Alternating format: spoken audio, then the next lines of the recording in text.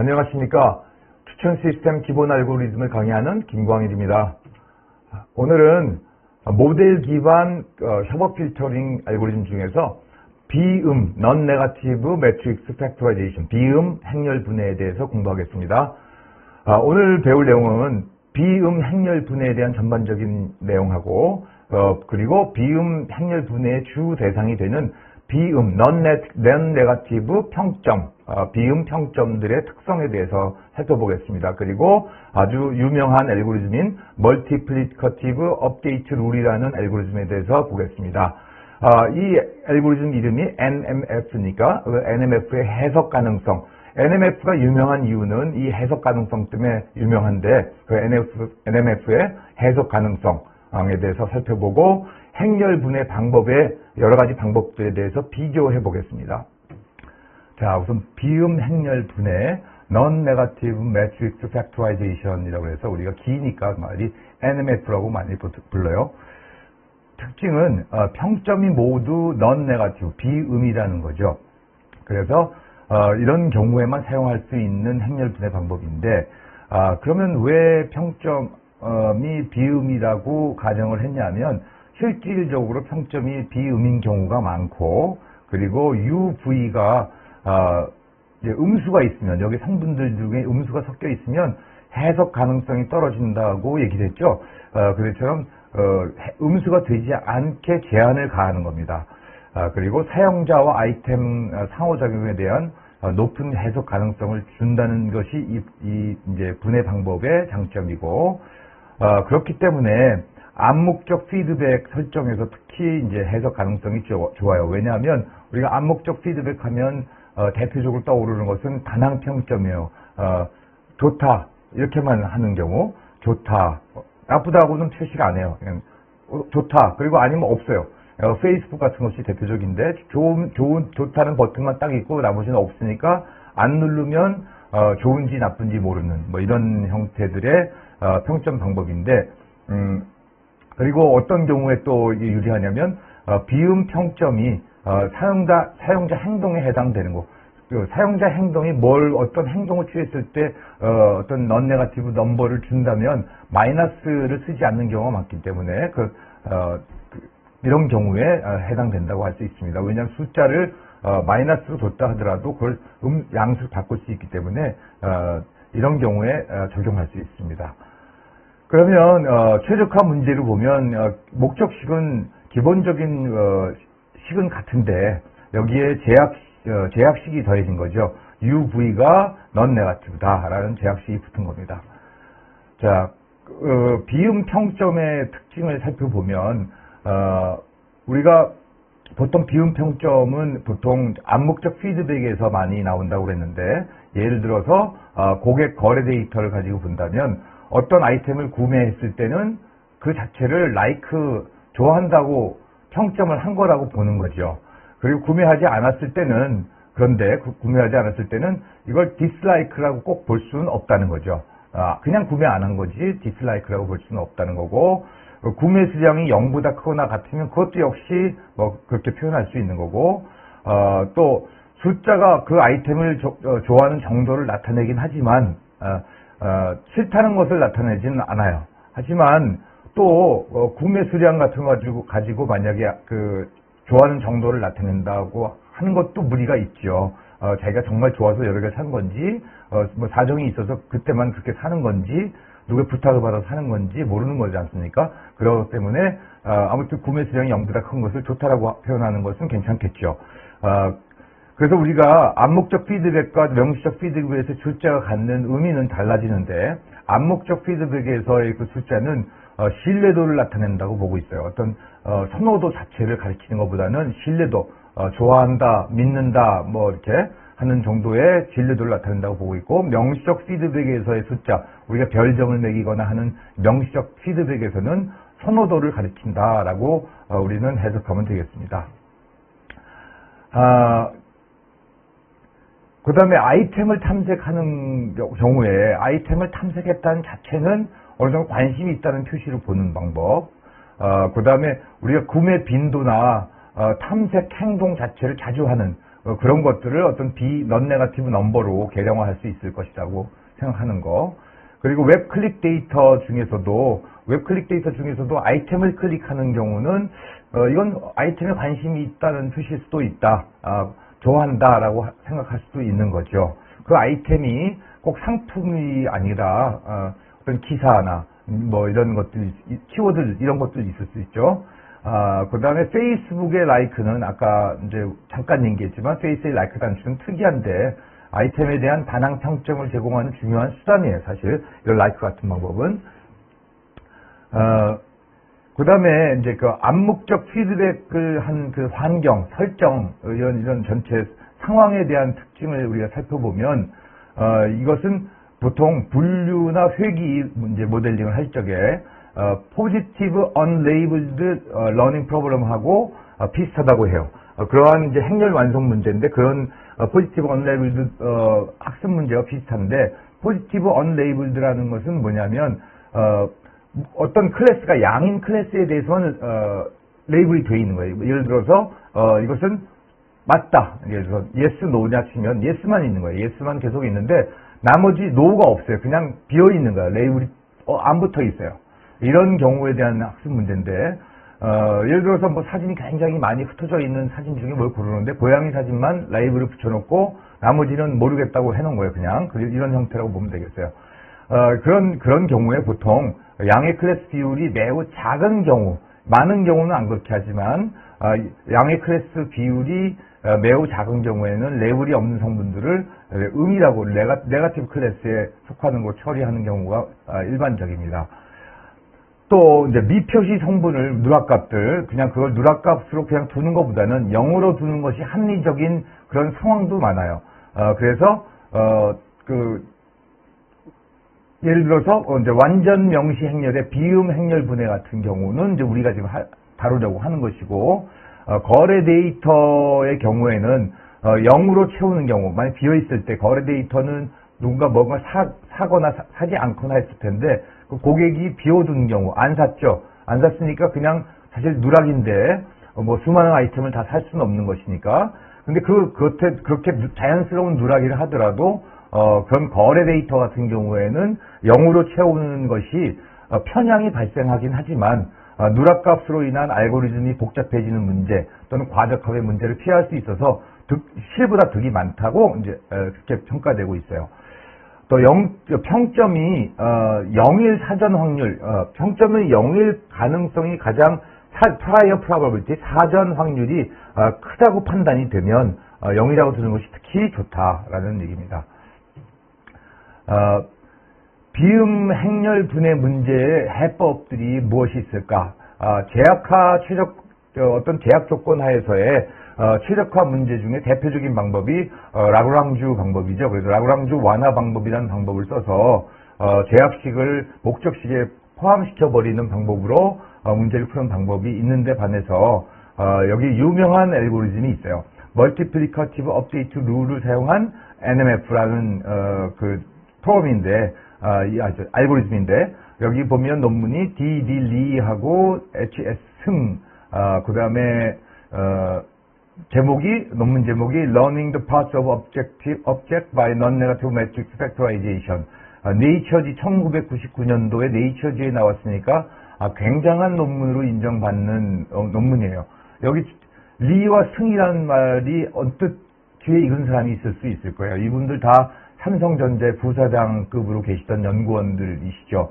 그래서 굉장한 학자들이시고 이 뛰어난 논문을 발표하신 공이 있는 그 두 분이에요. 그리고 우리는 이 논문 자체를 그 알고리즘을 자세히 분석하기에는 시간도 상당히 걸리고 하니까 여기서는 결과만 보고 그 수행 과정, 그 어떤 해석 가능성 이런 부분에 대해서만 살펴보기로 하겠습니다. 자, 업데이트 규칙을 보면 여태까지 보던 것과 좀 사뭇 다르게 표현이 되어 있죠. 그래서 RV 이제 그 청점 행렬 R과 우리 그 팩토라이즈 한 분해 행렬 UV 트랜스포즈에 있는 V와 U가 이렇게 막 섞여 있죠. 그죠? RV의 IJ번째 성분, 여기 보면 RV의 IJ번째 성분과 UIJ, UVT의 다시 V를 곱한 것에 ij번째 성분, 그리고 엡실론을 더해주고, 이런 식으로 업데이트 규칙이 만들어져 있어요. 여기서 이제 그 시기의 유도 과정은 우리가 설명하지 않기로 했으니까 그냥 오늘 이건 건너가고, 여러분들은 그 원 논문을 찾아보면 자세히 설명이 되어 있으니까, 그리고 그 NMF에 대한 여러 가지 설명이 잘 되어 있는 블로그들도 많으니까 충분히 공부할 수 있을 것이라고 생각이 됩니다.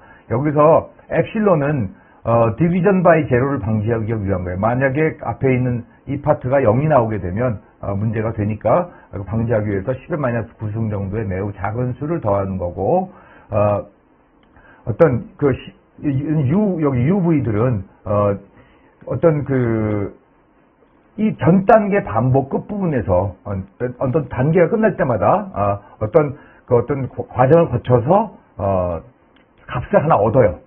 매 단계마다. 그래서 단계마다 얻은 값으로 고정을 시키고 훈련을 시키는, 즉 UIJ를 훈련을 시키는데, 요것들을 UV는 매 단계마다 고정된다. 근데 그 고정하기 위한 특별한 알고리즘이 따로 있다, 이렇게 생각하시면 되겠어요. 그 다음에 UV 전체가 동시에 업데이트되는 방식을 택하고, ALS처럼 교차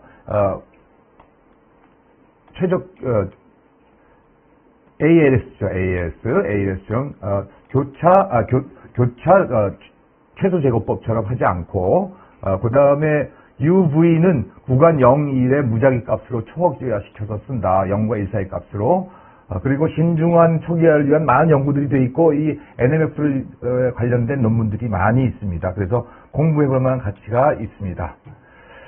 규제화항을 더했을 경우에는 이렇게 조금 항들이 추가되어 있지만, 역시 이 과정에 대해서는 생략하기로 하고, 이런 방법이 있다는 정도. 우리는 여기에 의미를 두진 않을 거예요. 우리는 여기가 해석 가능성이나 하는 의미에 대해서만 의미를 둘 건데, 그 다음에 이제 여러 가지 다른 방법들이 또 있어요. 다른 거 있지만 이 정도로 하고, 해석 가능성에 대해서 살펴보기로 하죠. 이 부분이 재밌어요.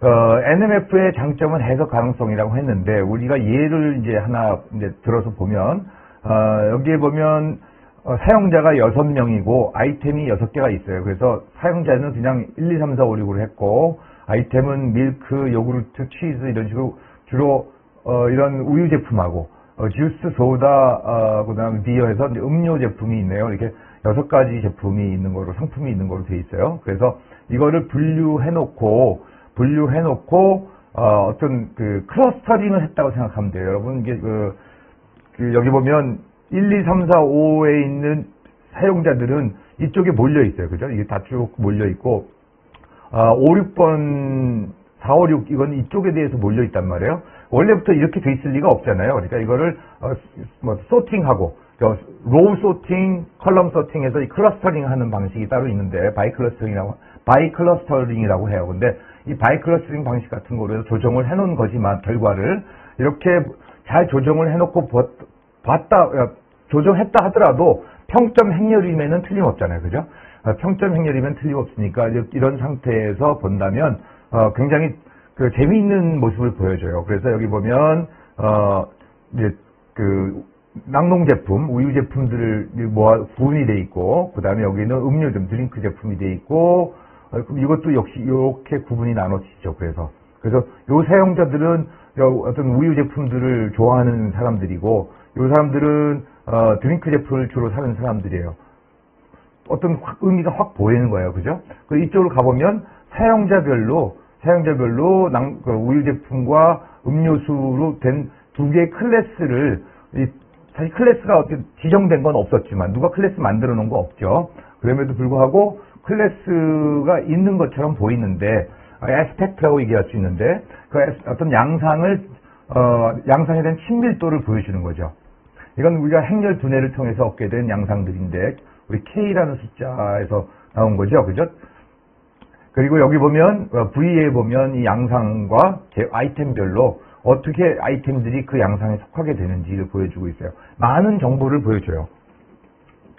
자, 그래서 우리 조금 전에 설명을 다 했지만, 이런 요인 행렬들이 U와 V가 상당히 많은 정보를 보여주고 있다. 그래서 이걸 좀 더 구체적으로 해석을 달자면 평점 RIJ라는 것은 RIJ라는 평점은 우리 낙농 제품에 대한 그런 양상에 대한 사용자 I의 친밀도 곱하기 낙농 제품에 대한 아이템 J의 아이템의 친밀도예요. 이것도 아이템이 그 낙농 제품에 속하는 우리 제품에 속하느냐 그러면 이 사람이 그걸 좋아하느냐를 곱하고 여기다 더하기 드링크 제품에 대한 친밀도 곱하기 드링크 제품에 대한 아이템의 친밀도를 내서 결국 가중합계 한 것처럼 보이죠. 그죠? 그래서 이것들을 우리가 뭐라고 그러냐면 행렬에 대한 부분의 합 분해라고 해요. sum of parts라고 해요. 부분의 합의 분해라고 불러요. 이거를. 그래서 자 user item co-clustering이라고도 하고 더 by clustering이라고 하는데 여러 군집의 수동으로 우리가 어떤 지금 여기 보면 왜 수동이란 말이 나오냐면 이렇게 이런 그 레이블들은 우리가 어떤 소프트웨어적으로 알고리즘적으로 붙인 게 아니라 우리가 인위적으로 붙인 거예요. 지금 이거 보고 이것들 보니까 우리 제품이네 이렇게 모인 게 이것들은 이렇네 드링크 제품이라고 한 거기 때문에 수동으로 의미론적 레이블을 붙일 수 있다면 행렬분해 과정은 아이템의 다양한 의미론적 장르의 기여를 통해서 설명을 제공해 줄 수 있다.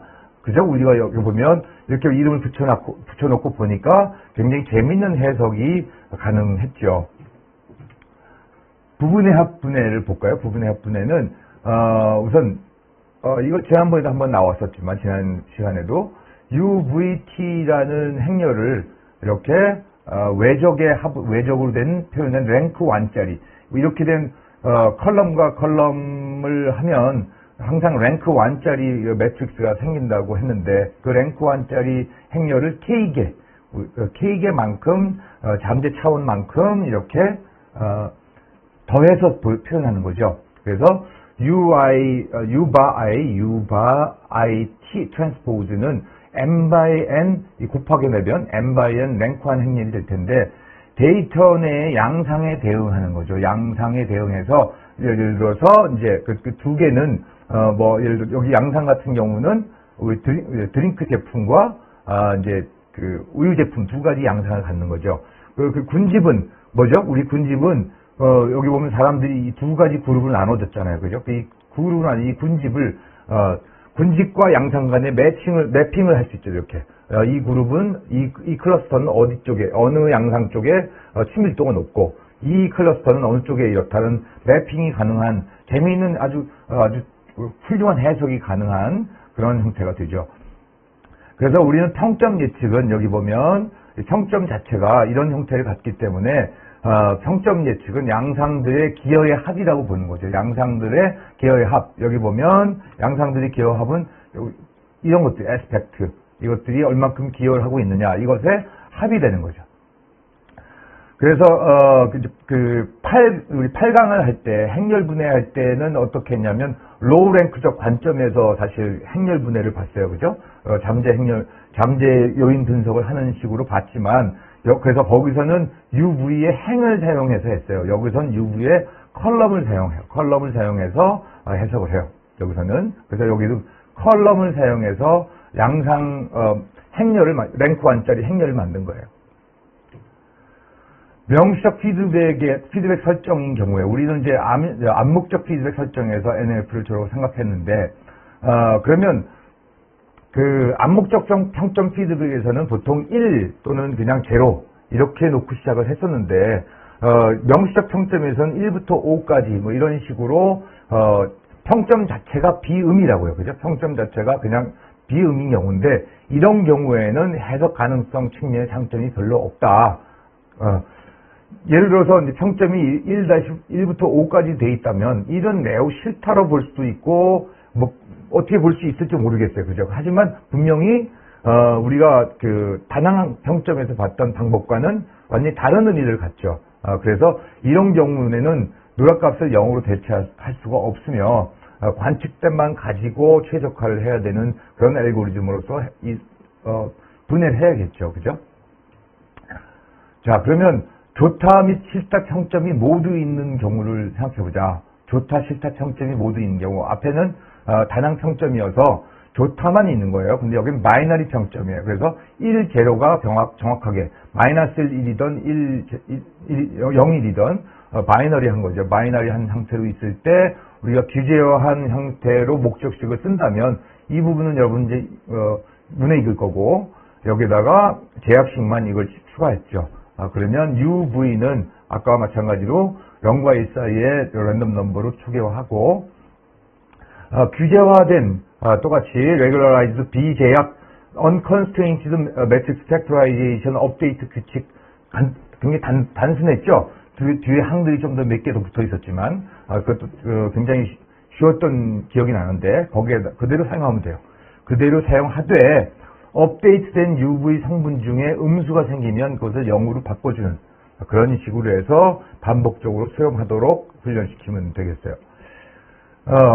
행렬 분해 방법을 이제 비교할 텐데 우리가 이제 공통적으로 일반 형식을 한번 살펴보죠. 일반 형식을 보면 optimize J, 최대와 최소화, R과 UV 트랜스포즈 간의 일치 정도를 계량하는 목적 함수. 우리는 R-UV 트랜스포즈의 프로베니우스의 놈의 제곱을 많이 다뤘죠. 그죠? 어떤 R과 UVT 간의 일치 정도를 계량화하는 그런 방법을, 그런 식을, 척도를 써야 될 거예요. 그래서 subject to constraint on U and V 하는 것이 일반 형식이고, 우리가 최소화하는 경우가 있을 거고, 최대화하는 경우가 있는데, 보통 이제 많이 쓰는 최적화 척도가 프로베니우스 놈이고, 그 다음에 최대화 문제로 가는 경우에는 확률적 행렬 분해라고 해서 probabilistic matrix factorization이라는 방법을 써요. 최대 가능도 목적 함수를 사용하는데 최대 가능도란 말이 의미하듯이 최대화를 시키는 목적식이 되겠죠. 그 다음에 공통점으로서는 규제화 사항이 항상 추가되는 것이고, 그 다음에 어떤 제약 조건에 따르는 해석 가능성 부분을 생각하면 우리가 직교성일 때는 직교성인 조건이 붙어 있을 때 그 방법은, 그 알고리즘은 그 계약적 해석 가능성이 좋다는 거, 그리고 제약 조건에 비음 조건이 들어간다면 부분의 합 해석 가능성을 생각할 수 있다. 양상의 기여도의 합으로서 표현되는 그런 식의 부분의 합에 의한 해석 가능성이 좋다라는 걸 기억하고 있으면 되겠어요. 행렬 분해 방법의 이제 그 지구 중에서 특히 이제 해석 가능성에 대한 부분을 보죠. 비음 단항 평점 행렬 R을 상대적 빈도로 보는 거예요. 근데 우리 비음 단항 평점 행렬 단항 평점 R을 놓고 그것을 전체 합이 1이 되도록 변화하는 거예요. 그래서 전체가 1이 되도록 이제 하는 건데 모든 성분의 합이 1이 되는 게 우리 확률 분포의 기본이잖아요.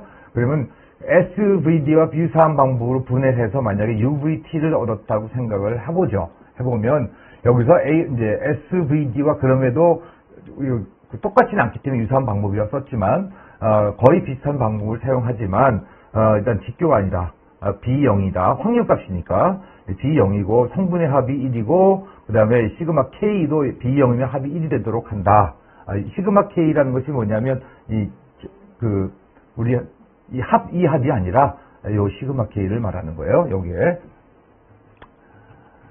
그 다음에 이제 확률적 잠재 의미 분석이라는 방법이 있는데 PLS, Probabilistic Latent Semantic Analysis인데 비음 행렬 분해를 확률 모델화 시킨 방법인데 이것도 이것이 있다는 사실만 여러분들 알려드리고 여러분들이 한번 찾아서 공부해보는 것을 권하겠어요. 그 다음에 최대 마진 행렬 분해라고 해서 이것은 그 서포트 벡터 머신, 기계학습을 배운 사람들은 다 들어봤을 텐데 서포트 벡터 머신, 지지 벡터 기계라고도 번역을 하지만 여기서 아이디어를 가져와서 이제 목적 함수에 어떤 프로베니우스 놈 같은 거리 관계를 차이 관계를 레지듀얼 거리 뭐 이런 걸 집어넣은 게 아니라 최대 마진 규제항을 추가한 거예요. 최대 마진이라는 것은 우리 서포트 벡터 머신에서 어떤 점의 군집들이 있을 때 이 사이의 거리를 통로가 최대가 되게 하는 통로 폭이 최대가 되게 하는 어떤 이런 디시전 바운드를 찾는 방법이 우리 최대 마진 방법이잖아요. 그런 항을 더 집어넣었어요. 규제항으로서 목적식이 아니라 목적식은 최대 마진으로 추가했고 이산형 평점에서 특히 효과적이고, 힌지로스를 썼다. 이렇게 생각하면 되겠어요. 자, 여기 이제 전반적인 비교를 한번 해볼게요. 비제약 조건, 그리고 SVD, 최대 마진 방법, 그 다음에, NMF, 확률적, 잠재 요인 분석, 이 5가지를 놓고 보면, 비제약 방법이니까, 조건이니까, 제약 조건이 없는 건 가장 쉬울 때 우리가 프로베니우스 놈을 썼고, 레귤러라이저 기재 방법을 썼죠. 그래서 여기는 품질이 뛰어나고, 대부분의 행렬에 적합을 해요. 그리고 귀자로에 대한 과적합 방지 방법도 있어. 그렇지만 가장 나쁜 점은, 해석 가능성이 낮아서 왜 이렇게 됐는지, 이것이 무엇을 의미하는지 알 수 없다. SVD는 직교 기저로 갖는다는 장점이 있죠. 이것이 단점이기도 하고, 그래서 이것이 어떤 그 시각적 해석 가능성을 높여주죠. 그리고 표본의 추천도 가능하고, 밀집 행렬에도 적합하고, 이제 그런 점이 있어요. 그렇지만 희박 행렬에서는 서브 옵티멀 솔루션을 가져올 수밖에 없다. 여러 가지 어려움이 많다. 최대 마진을 사용한 방법에서는 힌지로스를 사용한다고 그랬는데 앞쪽에서 품질도 좋고 과적합도 억제되는데 하여튼 그 해석 가능성은 떨어진다. 대신 해석 가능성은 떨어지고 이산형 평점에 적합하다고 그랬어요. 그리고 NMF는 품질도 좋고 그다음에 의미론적 해석 가능성이 높다. 그렇지만 조음 시름, 이건 조음 시름이라고만 기억할 게 아니라 평점의 클래스가 여러 개가 있는 그런 것들에서는 해석 가능성을 잃는다. 어떤 경우에는 과적합 억제성을 갖기도 한다라는 것이고, 암묵적 피드백에 잘 맞는다. 우리 다낭 평점에서 가장 잘 맞는다고 봐야겠죠. 그리고 PLSA는 여러 가지 다 좋은데, 그렇지만 이런 점 비슷하죠. 이제 평점의 클래스가 여러 개 있을 때 그때는 해석 가능성을 잃는 거고,